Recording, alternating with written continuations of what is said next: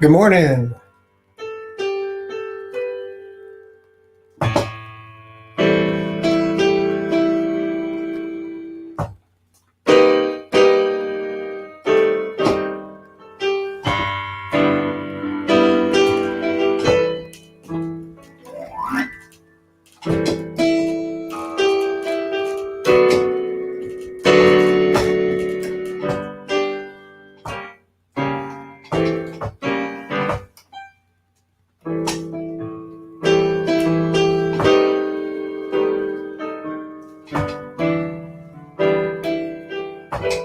I'm Jay Skinner, and you've just gotten to the Buyers and Sellers Show.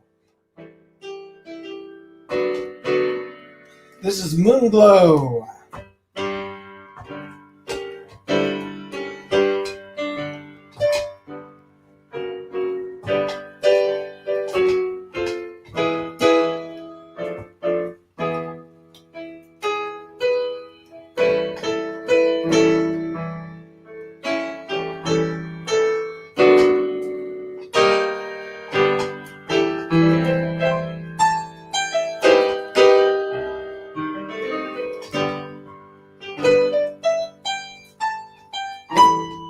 It must have been Moonglow. Buyers and Sellers Live.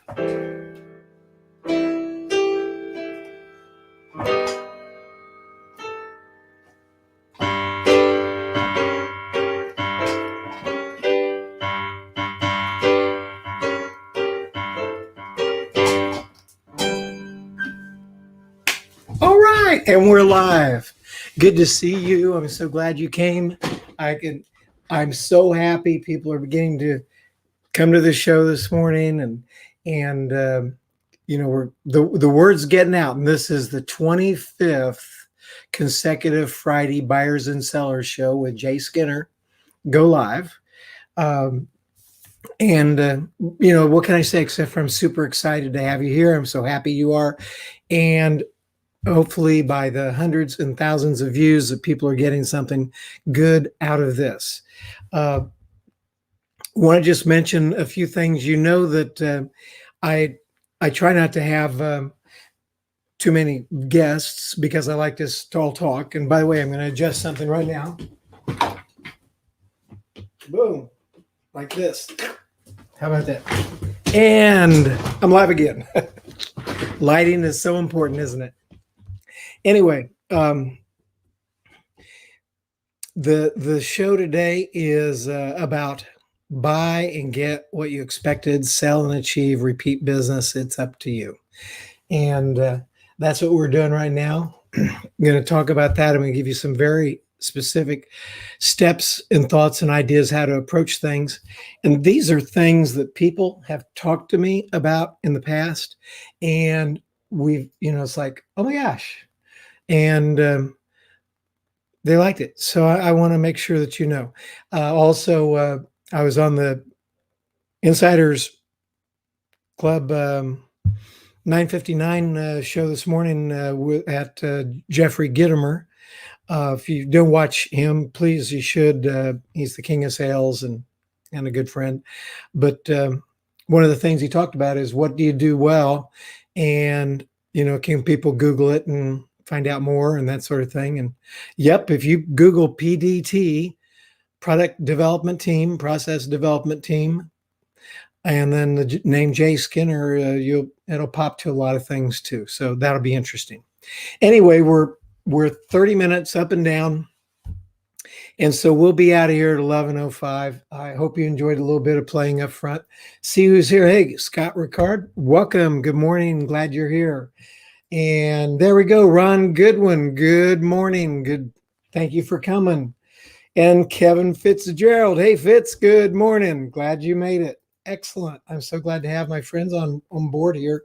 And all the rest of you that are there, I'm going to type in a little comment that hopefully will post. And if it does, look on the screen to share. Comment here to share. Boom. And this should post up to LinkedIn or Facebook or YouTube or, Periscope, wherever you are. And that should be the area that if you comment there, then you'll be able to I'll be able to see it and get your questions right here on the screen.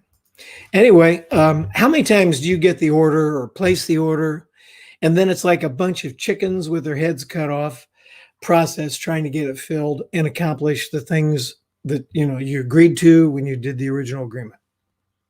Remember, this is buyers and sellers, and I really see this as buyers and sellers. We're all in both positions sometime. How can we stop the madness of not performing according to expectations? We're both to blame, buyers and sellers, for allowing these things to happen. In some cases, there's just simply not a system in place, or hasn't been developed, or no one's taken the time to fix it. We're going to lay out some very specific steps to purchasing and project development that will help reduce mistakes and misunderstandings today. And we're going to help build more trust in the process that will result in repeat business and referrals. So from a salesperson's perspective, you may get some tips on how to approach some things that will prevent some problems that you've had in the past. And then from the purchasing standpoint, I'll give you some pointers on how to manage that relationship with your vendor to help ensure success. So, like I said, works both ways. Use these steps to get what most people hope for, but unfortunately rarely experience, which is a clean, smooth purchase of goods or services and project implementation without big problems and excuses due to poor communication. Now, one of the things I want to refer you to, and that has to do with a book, and it's called The Challenger Sale. And I definitely want you to get that and look at it. It's funny when these books come out and I see them, sometimes I go, well, I certainly don't need to write a book now, not at least about that stuff, because they've done a real good job of summing it up. I do want to write a book one day, but I want to be something new or different, or some sort of a take on things that is extremely valuable and has been to me and my clients and my employers over the years. So, in the, excuse me, the whole idea is that it's up to you what you do. In the Challenger Sale, the premises are teach, tailor, and take control. And I'm not going to do a whole Challenger Sale session here, but highly recommend that you take a look at that book. And that will give you some idea of my perspective that I've really had for all my life. Now, so with that idea, if you are a seller, then plan to take control of the conversation. You are supposed to be the expert to the buyer. So we're not going to get into transactional analysis, but if I tell you that the relationship between the seller and the buyer needs to be adult to adult, not parent-child, do you understand that? Not in either way are we supposed to be talking down to one another or talking up and in submission, but we're supposed to have respect for one another to the extent that it's an adult to adult relationship. If you're a buyer, then plan to take control of the conversation if the seller doesn't have a reasonable plan or agenda for your interaction. You may like their product, but the process is going to come into play and you'll have to consider the trade-offs. That's one of the things as a buyer, if you recognize that whoever's trying to sell to you is more of a peddler than a consultative sales problem solver kind of person, then if you want what they're selling bad enough and you want it to go well, you're going to have to take control of that conversation. On the other hand, if you're the salesperson, a good buyer will welcome you to take control of the conversation, make sure that everything is laid out properly, and that you can help them through the decision-making process so they don't have to. So what's the plan? How are you going to approach this sale or this buy and agree on a process? Well, First of all, I just want to say, tell the truth, talk the truth, go for a genuine both win situation. Tell the truth, talk the truth, go for a genuine both win situation. Very important. That creates true trust in relationship where good things can happen. Apart from that, it's more of a game. So I've got like 4 steps here to talk about that are important. And I would challenge you to take some notes. And at the end, there's going to be 7 steps. And in the middle, there's going to be about 6. So there's a lot of steps in here, things to think about. But I think you're going to be happy about it. Agree together at the beginning what the situation is, how you're going to approach this sale, and what the process is. Next, you want to understand the reason that you're talking to begin with and what problems need to be solved. And we're talking about that interaction between the buyer and the seller. Number 3, present and agree on the best product and service needed to move ahead. And number 4 is talk about what can go wrong and how you plan to avoid and deal with problems. You see, we know things don't always go perfectly. In fact, they generally don't. So you'll hear this again later, but I call it break it before you make it. And I don't know where that terminology came. I remember I was with our Maven design engineer at Plastic Pallet Company, Ryan Suter, one day with a customer years ago. We were sitting there together and we were talking about that we try to find problems and we solve them ahead of time and be very creative and imaginative so that, this goes well. And he said, break it before you make it. So Ryan, if you're listening and you can make a comment, please do tell me, was that your quote? Or did you hear that somewhere else? But I have used it forever since then. Break it before you make it. Talk about how that works a little bit later. Hey, we've got some more people in here. Let me see here. Good. There we go. Eddie, Alonzo, good to see you. Glad you're here. The lounge lizard of real estate. Good morning, Jay. Glad you're here, Eddie. Awesome. Coachman. Charles Coachman, good morning, Jay. What's this about a new position? May great success find you wherever you may be. Well, Coachman, I'm a active sales marketing business consultant, which means I get involved deeply with my clients. And sometimes I'll have like the fence company thing went for 4 months, almost exclusively, not exclusively. And then now that's come to an end for at least the time being. And now I'm doing some work in the corrugated industry and also have another client in, actually where I can make plastic skids and pallets, custom plastic skids and pallets. And I'll be doing that as well, which is probably in the world of plastic skids and pallets is one of the things I do, all under the banner of my company called PDT Associates. And by the way, I practice all these things. So if I'm doing a material handling project for you, or if I'm doing a consulting to help build your business or get through a certain stage of your business, which is what I just now did with the fence company.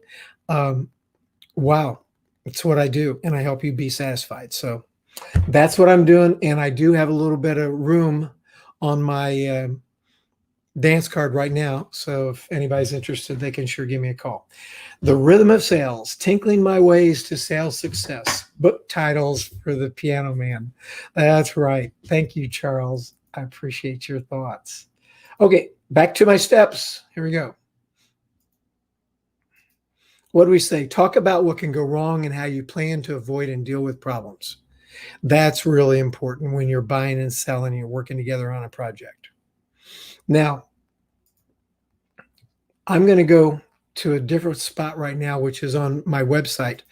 And forgive me, I've got a screen here and a screen here and a screen here and a screen there. So I'm producing this thing. So if I'm not looking at you, believe me, that's because I'm looking over here to one of these other screens to pull this in just right.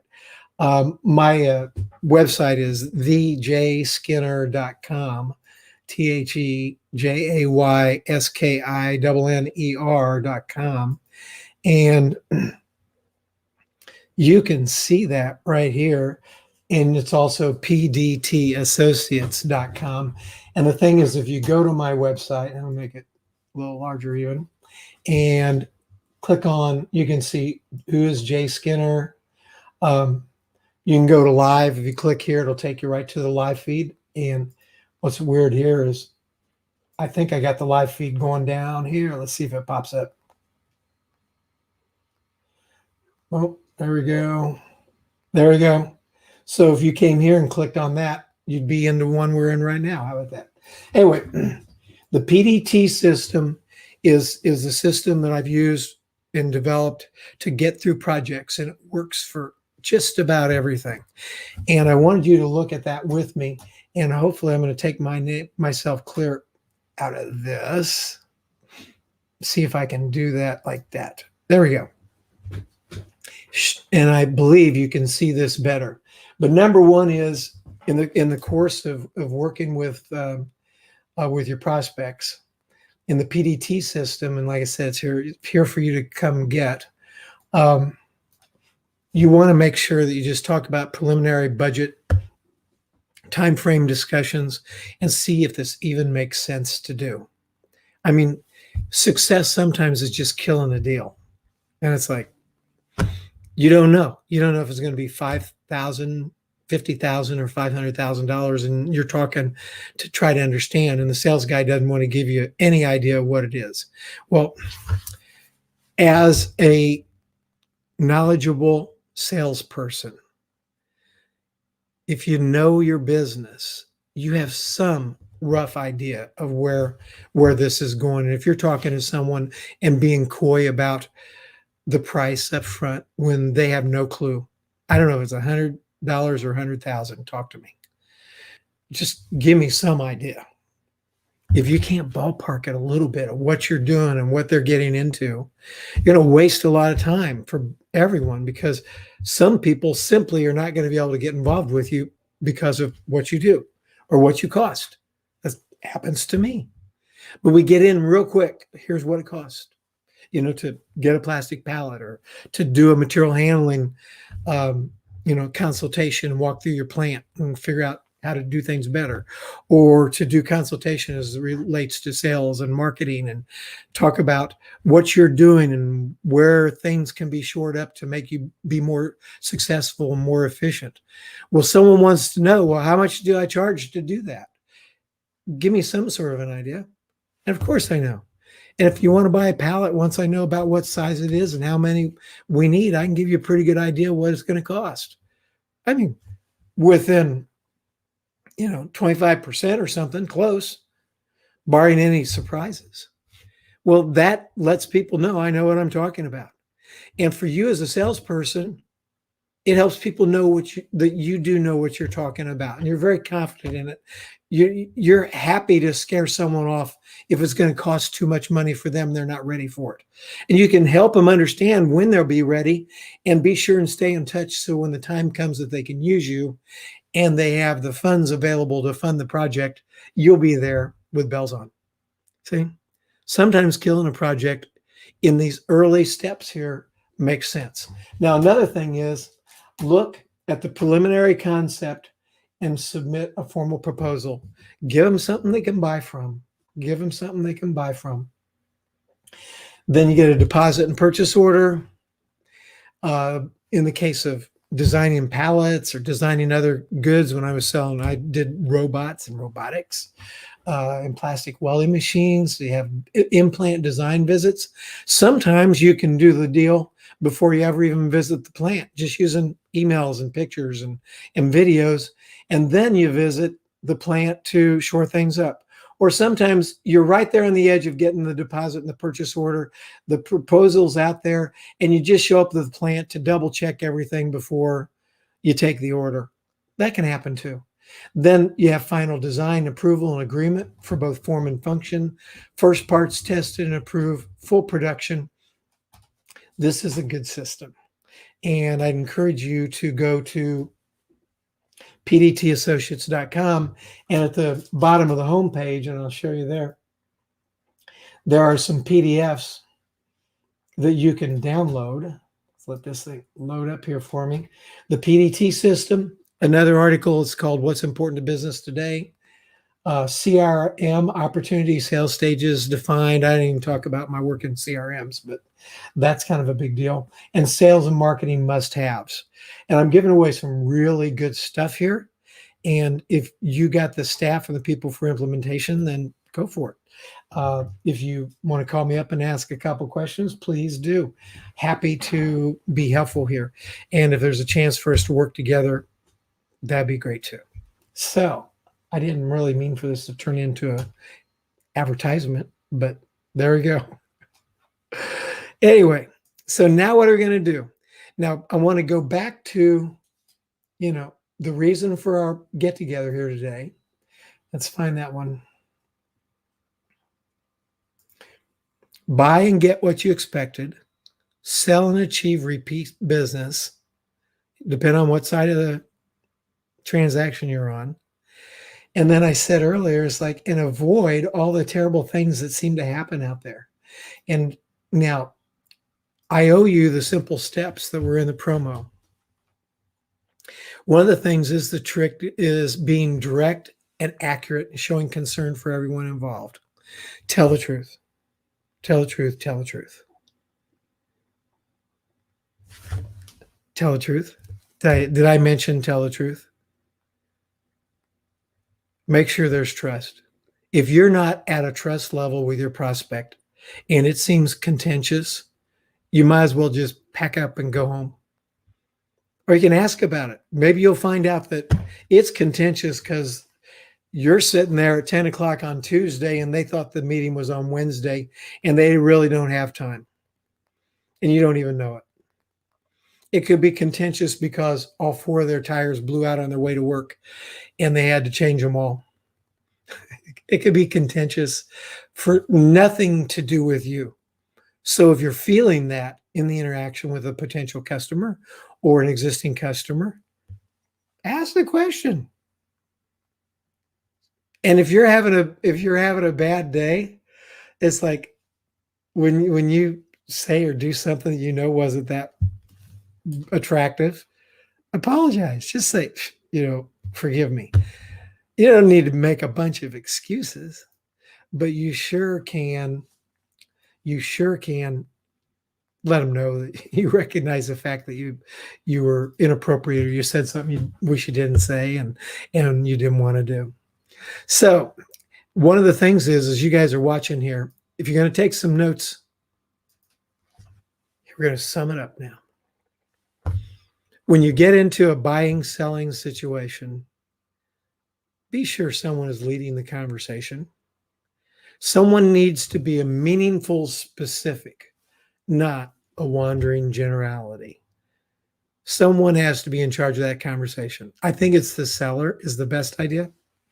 But buyers, if you got a guy sitting in front of you or a gal and she's all over the map, then help them develop their own approach. If you want what they're selling, you can help them get better too. I mean, we can all help each other. 2, decide up front about time and money and kill it then if it's not viable. Both of you, save yourselves from, hours of preliminary engineering and other things like that and going through a whole proposal when he knows he can't afford it, she knows she can't afford it, or she can. Now, if she says, I can't afford it, and you want to do a case for cost justification because they say, I just can't afford it, and you want to explain to them, well, to be kind of salesy. It's just like, if I was a salesman, I'd say, and you can't afford not to do it, and we'd all laugh because it's almost a caricature of a salesperson to say something like that. And don't want to let them down, right? It's like people expect you to have some fun, be a salesperson, have some fun, but laugh about it when you say stuff that's like the the classic salesperson line out of uh, out of the movies or whatever. Have some fun with it, and then get into it. If they think they can't afford it, and you're going, oh well, let me explain why you can and how that would work, then show them. Heck yes, don't walk away. But if it makes no sense, don't waste everybody's time.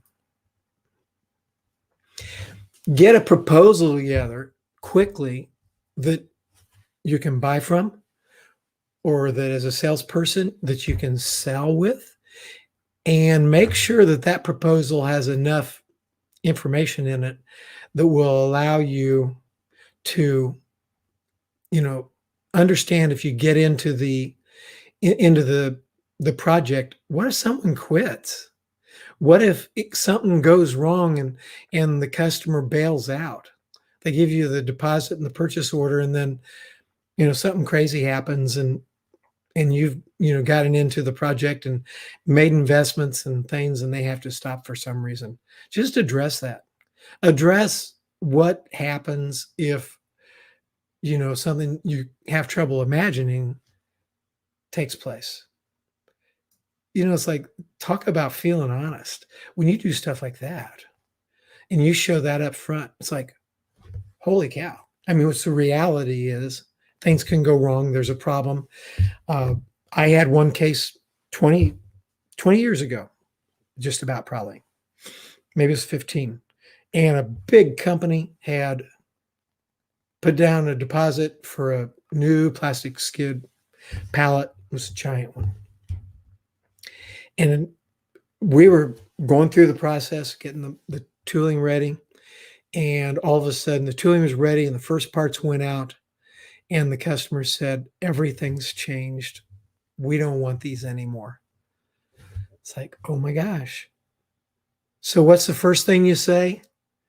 Remember this. It's not written down anywhere. But let's take a look at what the proposal says. Right there. Let's just see. Well, let's look at the quote. Let's look at the proposal says, and please, when you get purchase orders, make sure your proposal is included in the purchase order, not just a few words. Make sure that they reference the proposal. That way it becomes part of the agreement.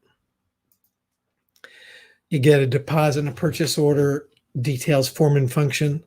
Most of you don't have to fully engineer a project in order to quote it. Quote it, get the order, and then go into this. Draw it up, design on paper, screen, whatever, AutoCAD, and make sure everybody approves what they just bought before cutting metal and spending money. So you get the purchase order and the deposit based upon your original agreement, and then it's time to draw it up in greater detail, in high detail. This is part of all the visits or whatever it takes. This is the big time engineering, and make sure it's okay before you do this, which is cut metal, build it, buy all the parts you need to put it together and install it, and then try to work into your process somewhere a first parts or first process, a piece approval project, something that says, before we roll the thing out entirely, let's make sure the logic is there. Let's do a little testing together. Let's make sure that you as a customer approve it. And you as the salesperson, you want this too. We don't just try to slide through real fast and hope no one notices something that's wrong. The trust is built by you being on the same side of the table as your customer and getting through this project and essentially ensuring success, which could mean getting all the way through and them having the project and everything done, or killing it somewhere along the way in a satisfactory way that doesn't hurt anybody because something got missed, or not even engaging at all. How truthful and wonderful can that be? And then all along the line, you just be positive and explain what you can do and how you're going to be there as the sales guy to make great things happen for them, which is what I do, what I've always done, and what I'm sure many of you listening right now do. If you have any comments that you'd like to put in, looks like I got about 5 more minutes. I would love to hear any comments if you have anything. Oh, here's the final one. Full order fulfillment. Do it. Sign off that it meets agreed form and function. And then, hey, customers, pay your bill fast. Take care of your vendors. It's like this idea of stretching everybody out 60, 90, 120 days. That's no fun. You know the silver rule, which was do unto your vendors the way you want your customers to do unto you. And I can't tell you how many people I see out there selling. They're wanting to buy based on net 120 or some silly number like that. And at the same time, they're expecting their customers to pay in net 30. I know that I try to pay my vendors faster than agreed upon, and they love me for it. You can do that too.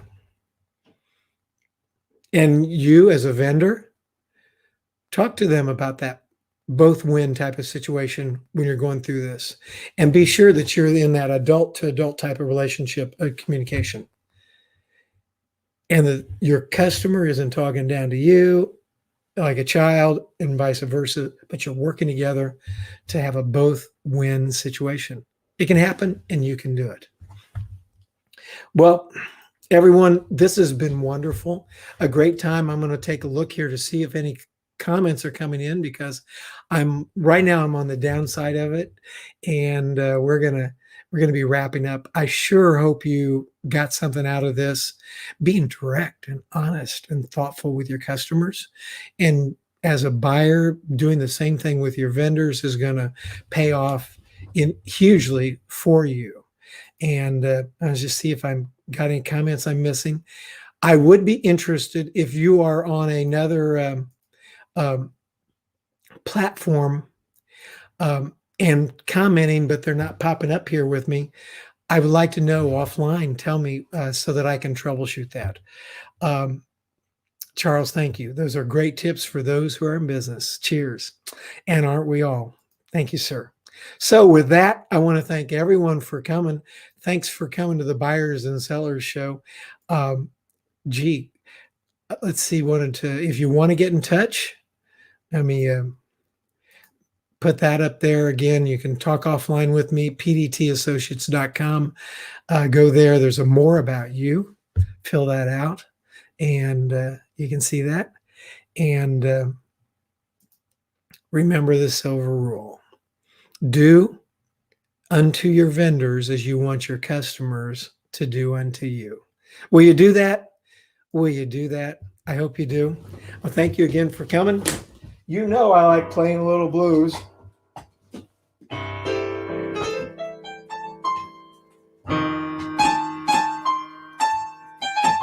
Thanks for coming. This is the Buyers and Sellers Show, PDT Associates.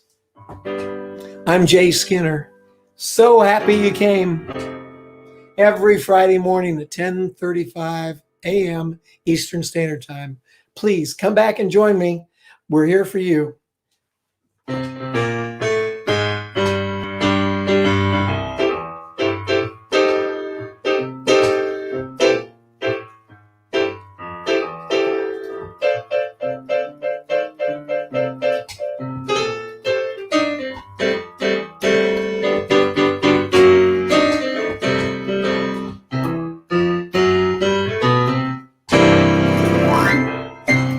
See you next week. Thanks for coming.